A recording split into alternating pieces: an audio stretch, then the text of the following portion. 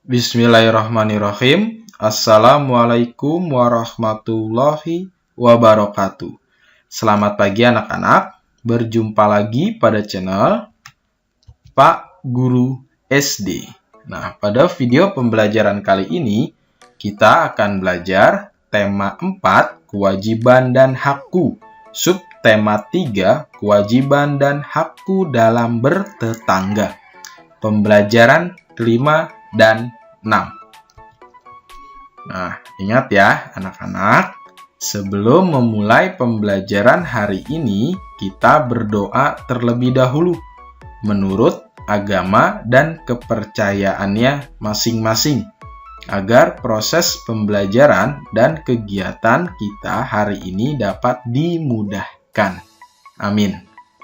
Setelah berdoa, tidak lupa untuk menyiapkan alat tulisnya ya, untuk menuliskan informasi baru yang akan kalian ketahui. Oke, kita mulai pembelajaran hari ini.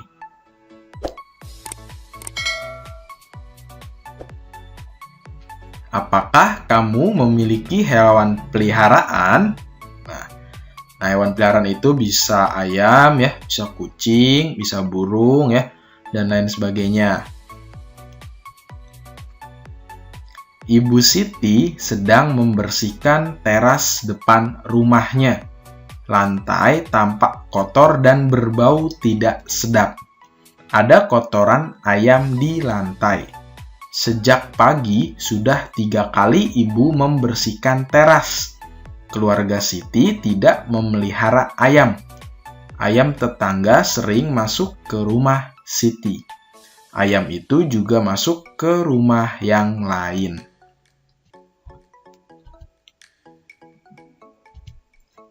Jika kita memiliki hewan peliharaan, kita wajib menjaganya dengan baik. Hewan peliharaan dijaga dengan baik agar tidak mengganggu lingkungan. Apabila kita memiliki hewan peliharaan, ada beberapa hal yang harus dilakukan. Pertama, jangan membiarkan hewan peliharaan berkeliaran bebas di lingkungan. Kedua, memberi makan dan minum yang cukup dengan teratur. Ketiga, menyediakan kandang untuk tempat hewan peliharaan. Keempat, membersihkan hewan peliharaan dan kandangnya secara teratur. Hewan peliharaan yang dijaga dengan baik membuat lingkungan menjadi nyaman. Jadi ingat ya anak-anak ya, apabila kita memiliki hewan peliharaan ya, baik kucing, ayam, burung, dan lain sebagainya, maka kita harus menjaganya dengan baik tentunya ya, agar tidak mengganggu lingkungan sekitar, terutama juga tetangga-tetangga kita ya. Nah, seperti yang pertama itu apa? Jangan membiarkan hewan peliharaan berkeliaran bebas di lingkungan. Kemudian memberi makan dan minum tentunya ya yang cukup dan teratur. Dan menyediakan kandang atau tempat untuk istirahat hewan peliharaan. Selanjutnya lagi kita harus rajin membersihkan hewan peliharaan dan kandangnya secara teratur. Dengan demikian, hewan peliharaan dijaga dengan baik membuat lingkungan menjadi nyaman.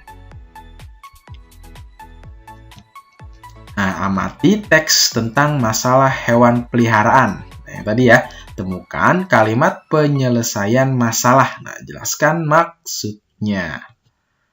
Jadi, yang pertama itu ya, jangan membiarkan hewan peliharaan berkeliaran bebas di lingkungan. Jadi maksudnya itu, kita tidak boleh membiarkan hewan peliharaan berkeliaran di lingkungan ya, di lingkungan rumah, terutama rumah tetangga, karena tadi ya seperti mengganggu tetangga itu, jadi kotorannya itu akan ada di lingkungan tetangga ya. Oke, yang kedua, memberi makan dan minum yang cukup dengan teratur. Nah, maksudnya itu adalah agar hewan peliharaan harus diberi makan ya, agar dapat berkembang dengan baik ya. Jadi bertumbuh juga dengan baik tentunya, agar terlihat segar, bugar, dan energik hewannya ya. Jadi tidak lemas, tidak terlihat sakit tentunya. Ketiga, menyediakan kandang untuk tempat hewan peliharaan. Nah, jadi maksudnya hewan peliharaan harus memiliki kandang ya sebagai tempat tinggal ya. Memiliki kandang itu sebagai tempat tinggal untuk mereka beristirahat ya. Atau seperti kita itu berarti manusia memiliki rumah untuk berteduh dan beristirahat dari teriknya matahari dan dari derasnya hujan tentunya. Dan yang keempat, membersihkan hewan peliharaan dan kandangnya secara teratur. Maksudnya adalah hewan yang kita pelihara harus dibersihkan ya. Misalnya dengan cara memandikan hewan, kemudian juga membersihkan kandangnya secara teratur, kita dari kotor-kotorannya agar apa? Agar lingkungan kandangnya bersih dan juga hewan itu merasa aman, nyaman dan betah atau nyaman tinggal di kandangnya. Karena kandangnya itu bersih.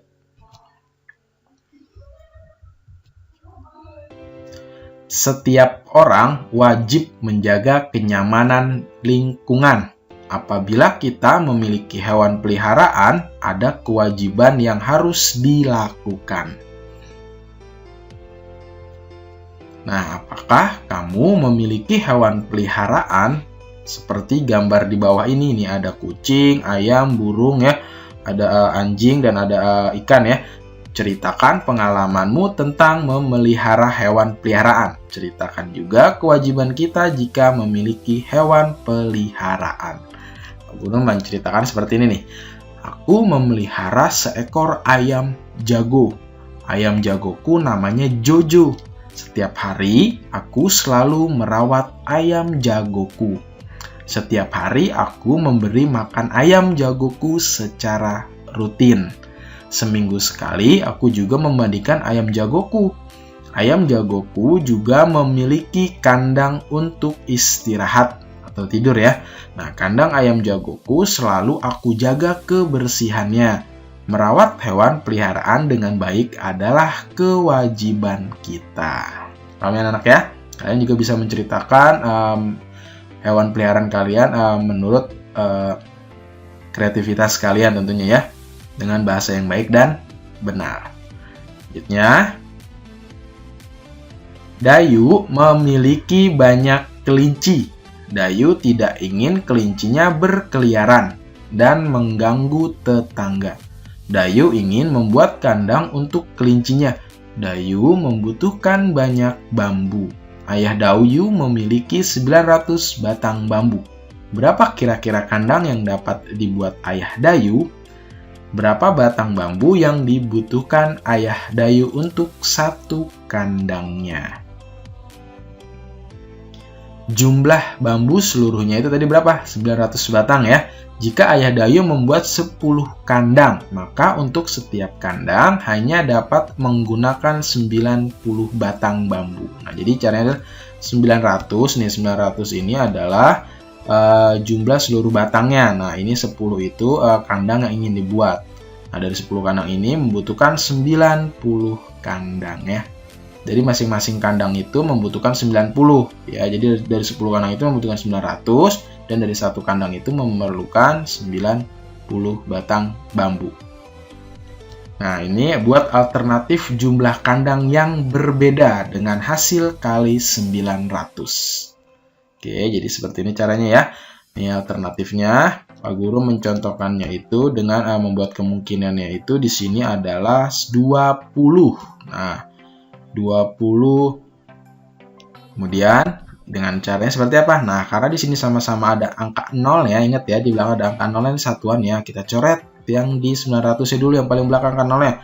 Sini juga yang ke-20 juga kita coret satuannya untuk memudahkan cara kita membagi. Nah, coba buat pembagiannya adalah berarti jadinya 90 dibagi 2. Ingat ya, jadi 90 nih tinggal 90 dibagi 2. Jadi ingat kita 9-nya dulu nih, angka yang depannya dulu ya. Angka yang depan dulu kita bagi. Nah, sini Pak Guru, jadi 9 dibagi 2 itu berapa? Nah, 2 kali berapa yang mendekat dengan angka 9? Nah, sini Pak Guru tulisnya adalah angka 4. Nah, coba kita kali. Nah, apabila ke bawah adalah dikali ya. 4 dikali 2 sama dengan 8. Nah, mendekati kan? Tidak melewati. Nah, terus kita kurang. Nah, ingat apabila ke atas itu berarti di dibagi ya. Jadi di sini kita kurang 1 ya, 9 dikurang 8 adalah 1, 0-nya kita turunkan. Jadi tinggal 10. Sekarang 10 dibagi 2. Nah, 2 dikali berapa yang hasilnya itu 10. Nah, jadi 5 dikali 2 sama dengan 10. Nah, kalian itu harus hafal perkalian ya. Perkalian 1 hingga 10. Kalian belajar latih di rumah bersama ayah dan bunda atau anggota keluarga lainnya. Nah, kita kurang, hasilnya adalah 0 habis. Maka jadi hasilnya adalah 45 ya. Kemudian contoh yang kedua nih, Pak Guru membuat contoh yang kedua itu adalah sini buat kemungkinannya 90. Nah, 90 batang bambu nih, 20 batang bambu itu bisa menjadi 45 kandang ya. Nah, di sini itu 900 dibagi 90. Nih cara lain ya. Kalau ini pakai cara yang dicoret dulu angka 0 ya, satuannya ya. Cara yang lain, gantung kalian mau memudahkan yang mana. Di sini kita dua angka langsung nih, karena 90 ini juga 90, jadi 90 dikali berapa yang hasilnya 90. Nah, berapa? Jadi 1 ya, 1 apabila kuat itu dikali 1 dikali 90 itu sama dengan 90. Kita buat garis, kita kurang. Nah, ingat apabila ke atas itu berarti dia apa? Dibagi. Karena ini habis, 90 kurang 90 habis ya, 0 ya. 90 dikurang 90 adalah 0. Maka yang 0 yang di belakang masih sisa, kita turunkan ke bawah. Lalu apakah dibagi? Ya tidak usah, kita naikkan ke atas, pindahkan ke atas. Jadi 10. Hasilnya ini adalah 10. Ini adalah cara lain ya. Bisa juga dengan cara dicoret angka satuannya nih, 0 yang satuannya sini juga bakal di 0, jadi bisa 90 dibagi 9. Nah, kalian bisa meneruskan menurut kemungkinan yang kalian buat nih untuk nomor 3, 4, dan 5. Seterusnya ya. Oke. Selanjutnya ini ada poster waspada demam berdarah. Nah, untuk itu lakukan 3M. Apa saja itu 3M? Pertama, menguras, menutup, dan mengubur. Wabah demam berdarah. Ayah Dayu terserang demam berdarah. Tubuhnya demam tinggi dan menggigil kedinginan. Kepalanya terasa berat. Perutnya mual dan ingin muntah. Ada bintik-bintik merah di kulitnya. Tetangga Dayu pun segera membawanya ke rumah sakit. Demam berdarah penyakit berbahaya dan mudah menular. Nyamuk demam berdarah adalah penyebar penyakit demam berdarah. Seluruh warga membersihkan lingkungan. Mereka membersihkan lingkungan untuk memberantas sarang nyamuk demam berdarah. Seluruh warga bekerja dengan bergotong royong. Nah, mereka melakukan 3M. Apa sih 3M? Yaitu menguras, menutup, dan mengubur. Mereka juga melakukan pengasapan.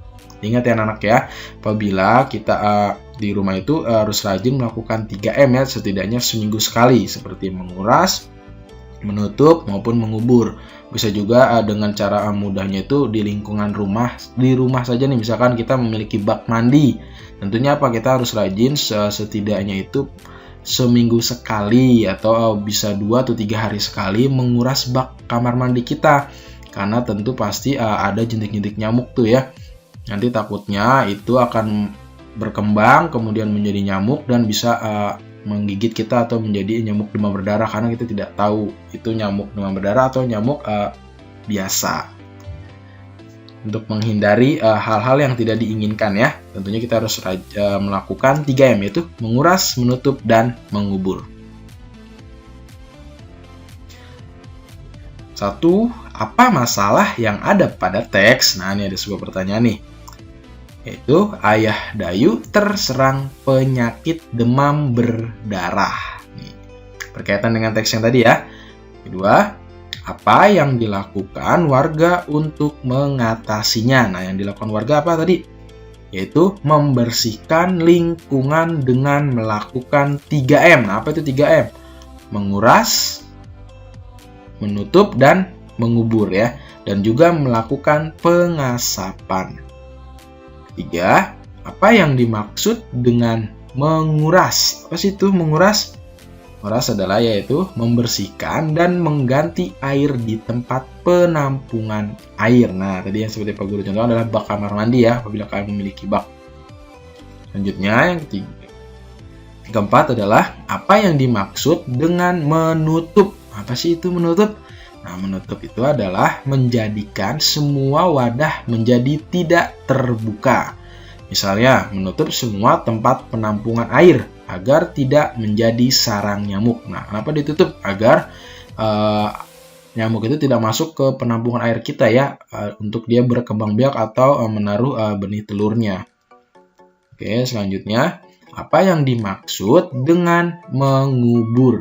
Situ mengubur. Nah, mengubur adalah memasukkan ke dalam lubang tanah ya, kemudian menutupnya kembali. Nah, apabila kita ada barang-barang yang sudah tidak terpakai kemudian bisa menjadi sarang nyamuk, maka lebih baik apa? Kita kubur saja ya, agar tidak menjadi tempat penampungan air yang menjadikan sarang nyamuk.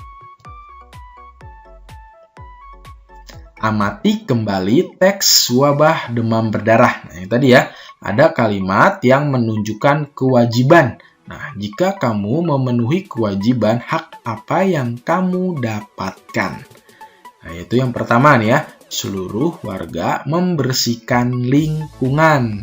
Ya, dengan warga membersihkan lingkungan, maka apa haknya kita? Lingkungan menjadi bersih tentunya ya.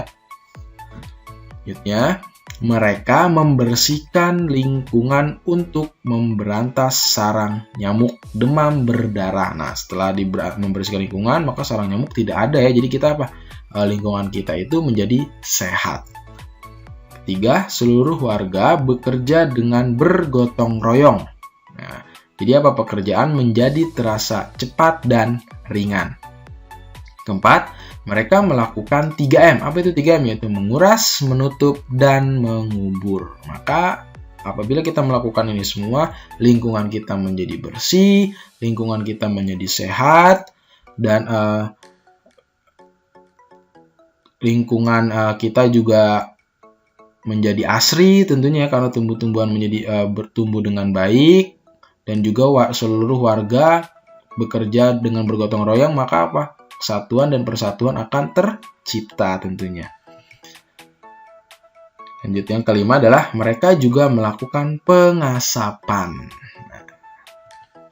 Oke. Dalam bertetangga, kita wajib tolong-menolong. Semua orang harus membantu orang lain yang kesulitan. Ketika ayah Dayu sakit demam berdarah, tetangganya yang membawanya ke rumah sakit. Lani dan Udin segera ke rumah sakit untuk menemani Dayu. Di sana, mereka melihat Dayu sedang duduk sendirian dengan muka sedih. Dayu merasa sedih karena ayahnya sakit. Ia juga memikirkan pesanan bibit bunga sedap malam. Ia dan ibunya seharusnya menyiapkan pesanan itu. Nah, ini ada apa yang sebaiknya Lani lakukan dan apa yang akan Lani sampaikan kepada Dayu. Nah, pada teks ini nih ya. Nah, apa yang sebaiknya Lani lakukan? Nah, yang Lani lakukan itu apa? Lani mendatangi Dayu ya ke rumah sakit untuk menemani Dayu. Dan apa yang akan Lani sampaikan kepada Dayu? Nah, tentunya Lani memberi motivasi, memberi semangat ke Dayu untuk agar tidak sedih, dan memotivasi Dayu juga untuk menjadi lebih ceria agar orang tuanya itu bisa tertangani dengan baik dan fokus untuk kesembuhannya, tidak memikirkan kesedihan Dayu.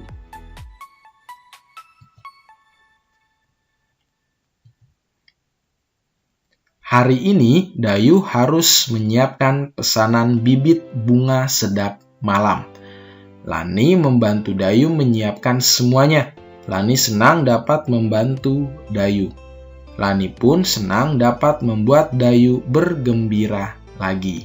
Ada 800 buah bibit sedap malam yang harus dikirim.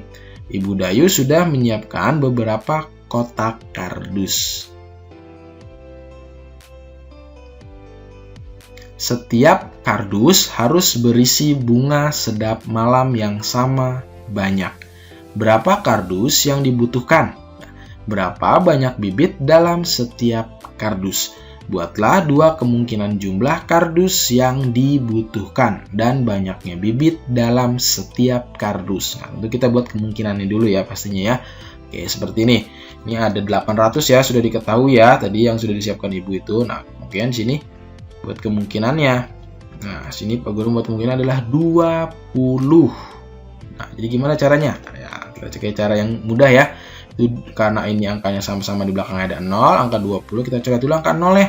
Kemudian di angka 800, angka yang paling belakang atau satuannya kita coret juga. Maka 80 dibagi 2 agar kita tidak terlalu banyak melakukan pembagian angkanya. Nah, jadi 80 dibagi 2. Nah, titik-titik di atas ya. Ingat apabila dari sini sudah diketahui, apabila kuah itu dikali, apabila dari bawah ke atas itu adalah dibagi. Tentunya kita harus hafalin dulu perkaliannya ya. Di sini angka 8 dulu nih. Karena nih angka yang ingin dibagi lebih besar dari angka pembaginya ya. 8. Maka di sininya adalah 4. Jadi kan 2 dikali berapa yang hasilnya mendekati 8. Ternyata sini 4 dikali 2 hasilnya adalah 8. Nah, sudah pas. Nah ya. Maka apa? Kita kurang. Jadi 8 dikurang 8 adalah 0 ya. Bisa makan 0 yang di sini kita turunkan ke bawah. Nah, setelah 0 diturunkan ke bawah, apakah kita bagi? Tidak usah. 0 yang ini langsung kita taikkan ke atas, yaitu di belakang angka 4. Adalah 40. Maka jawabannya adalah 40. Nah, untuk yang selanjutnya, yang kedua, kalian bisa mencocokkannya dengan kemungkinan yang kalian buat terlebih dahulu. Dengan cara pembagian yang menurut kalian mudah ya. Tapi ingat, tentu kalian harus menghafalkan perkalian terlebih dahulu. Nah, oke, terima kasih atas pembelajaran hari ini. Pak Guru mohon maaf apabila ada salah kata, pengucapan maupun penulisan. Semoga bermanfaat. Wassalamualaikum warahmatullahi wabarakatuh. Sampai jumpa pada pembelajaran selanjutnya.